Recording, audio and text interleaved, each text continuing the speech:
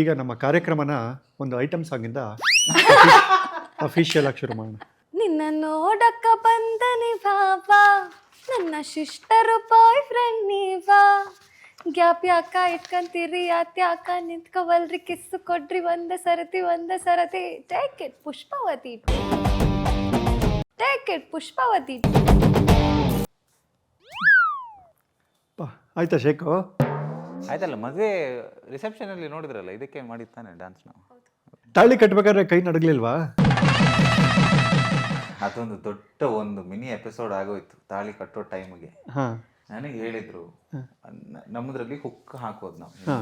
ನಾನು ಎಲ್ರಿಗೆ ಹೇಳಿದ್ದೀನಿ ಹುಕ್ಕನ್ನು ಲೂಸ್ ಮಾಡಿ ಕೊಡಿ ನನಗೆ ಅಂತ. ಕೊಟ್ಟಿಲ್ಲ, ಡೈರೆಕ್ಟಾಗಿ ಕೊಟ್ಟಿದ್ದಾರೆ.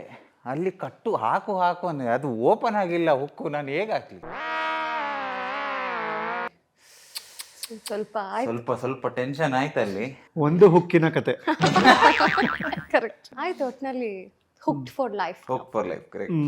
ಅದಕ್ಕೆ ಏನು ಮಾಡಬೇಕು ಅನ್ನೋ ಒಂದು 10 ಜನಕ್ಕೆ ಕಟ್ಟಿ ಅಭ್ಯಾಸ ಮಾಡ್ಬೇಕು. ಲ್ಯಾಕ್ ಆಫ್ ಪ್ರಾಕ್ಟೀಸ್ ಅದು. ಗುಡ್.